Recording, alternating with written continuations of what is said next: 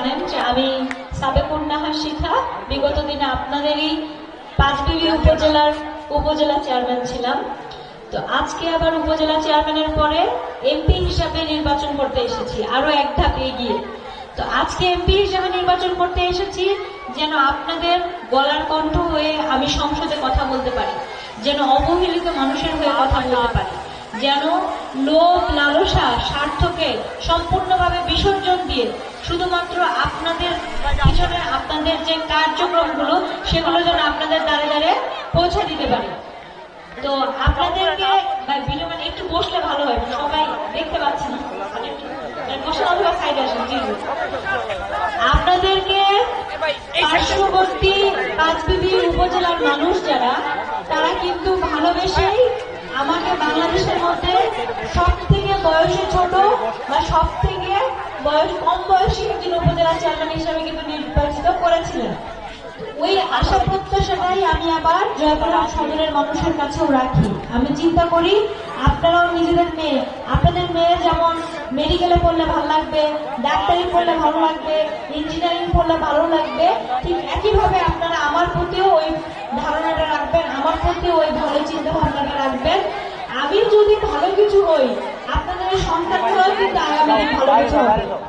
কেন সমাজের নেতা যেরকম হবে, একটা সমাজ কিন্তু সেই দিকেই যায়। মানুষ যেরকম বলে যে আগা হাল যেদিকে যায় পিছা হালও কিন্তু সেই দিকে যায়। একইভাবে আমরা যারা নেতা নেতৃত্বের জায়গায় বসে আছি, চেয়ারে বসে আছি, আমরা যদি খারাপ মানসিকতা পোষণ করি, বাচ্চারা কিন্তু ওইটাই শিখবে, ওরা কিন্তু ওইটাই অনুকরণ করবে। আমরা যারা নেতা, আমরা যদি ভালো কাজ করি, আমরা যদি নির্বাচিত হয়ে এলাকার জন্য কাজ করি, কালকে ছোট ছোট বাচ্চাগুলো কিন্তু বলবে আমি শিখাপুর মতো হতে চাই, না আমি শিখাপুর মতো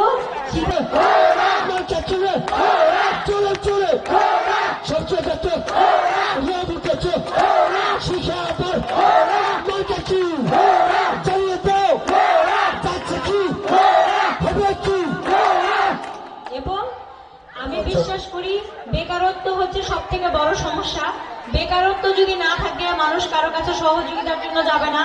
বেকারত্ব যদি না থাকে, মানুষের কাছে যদি কাজ থাকে, পরিবারে যদি টাকা থাকে, আপনি দেখবেন ঈদের আগে যদি কেউ চাকরি করে, ঈদের আগে যখন বোনাসটা আসে, ওই একটা দুইটা দিন কিন্তু পরিবারের ভিতর খালি আনন্দই আনন্দ, মানে নিজেরা নিজেরা আলাপ আলোচনা হয়, চলো বাজারে যাই কিছু কিনে নিয়ে আসি, প্রয়োজনেও কিছু কেনাকাটা করি, প্রয়োজনে জামা কাপড় কিনি, ভালো কিছু কেনার চেষ্টা করি। কেননা যখন আমাদের অর্থনৈতিক সচ্ছলতা থাকবে, টাকা ইনকামের একটা ব্যবস্থা থাকবে, তখন কিন্তু পারিবারিক অশান্তি থেকে শুরু করে, মাদক থেকে শুরু করে যত সমস্যা আছে সমাজে সব কিন্তু নির্মূল হয়ে চলে যাবে। কাজ দিতে হবে সবার আগে। মানুষকে যদি আপনি স্বাবলম্বী করতে চান, কাজ দিতে হবে। আমি জয়পুরহাট জেলাতে একটা মেডিকেল কলেজ খুললাম, বড় একটা ইঞ্জিনিয়ার খুললাম, আপনার ইউনিভার্সিটি খুললাম, কিন্তু বাচ্চাকে পড়াতে গেলে তো টাকা লাগবে। ওইখানে কি আপনি আপনার বাচ্চা ভর্তি করতে পারবেন? ওটা একটা বিল্ডিং হয়েই কিন্তু পড়ে থাকবে, ওই বিল্ডিং এ কিন্তু আর বাচ্চা কাচ্চা যাইতেও পারবে না, ডাক্তার ইঞ্জিনিয়ার হতে পারবে না। তো আমি চেষ্টা করব আপনাদের জন্য কর্মসংস্থানের ব্যবস্থা করার, কাজের ব্যবস্থা করার, এবং আমি আগেও বলেছি গার্মেন্টসে আপনারা অর্ধেক নারী কাজ করতে পারবে, অর্ধেক পুরুষ কাজ করতে পারবে। আমরা চাই